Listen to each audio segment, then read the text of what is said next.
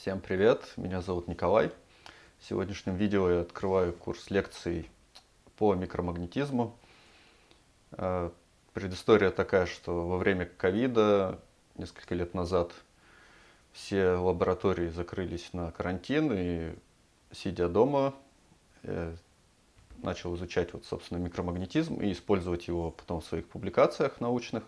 И, собственно, хочется поделиться этим знанием с русскоязычной аудиторией, потому что я обнаружил, что практически вся информация в интернете на английском языке.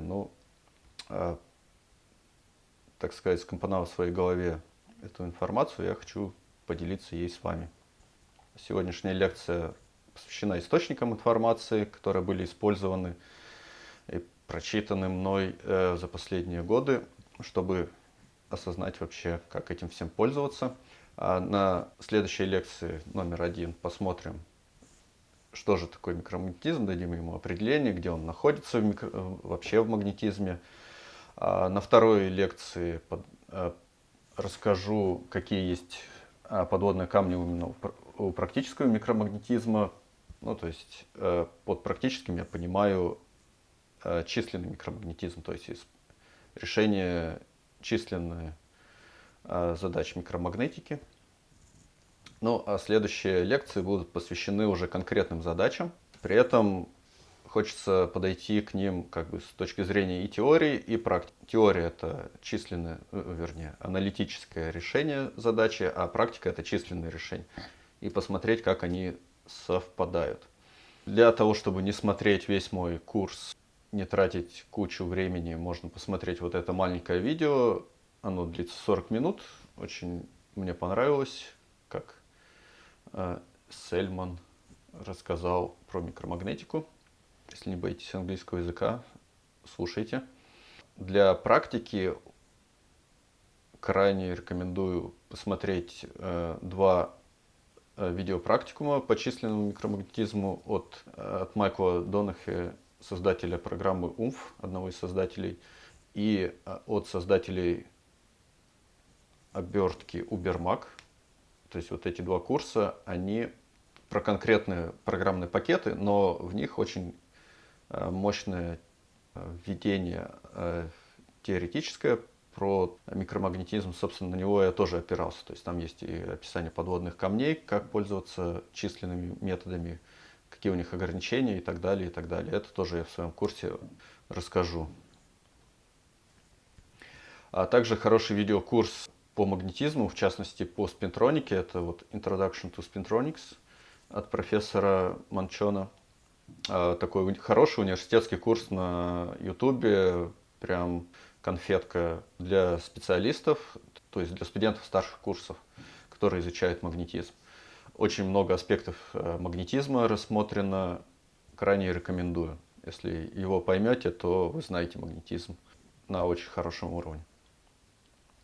Также для микромагнетики, для подготовки именно курса по микромагнетизму я читал эту главу из книги, которая так и называется «Микромагнетизм». К счастью, есть PDF-файл в свободном доступе.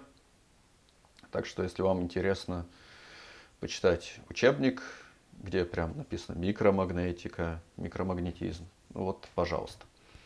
Опять же, на английском языке. А на русском языке очень хорошая книжка Бокова. Фактически такая выжимка из магнетизма по всем, так сказать, аспектам, при этом достаточно кратко и достаточно понятно.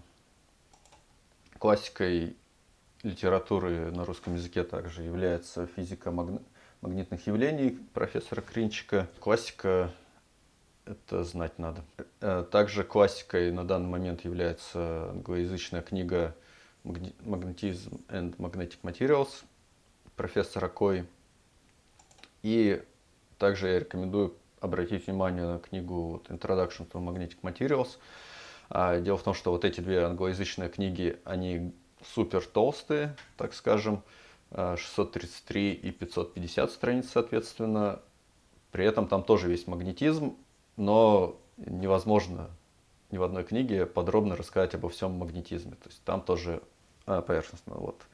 А для сравнения, книга Бокова, она всего лишь 272 страницы. Вот на сайте издательства даже написано, что вы ее прочитаете за 6 дней.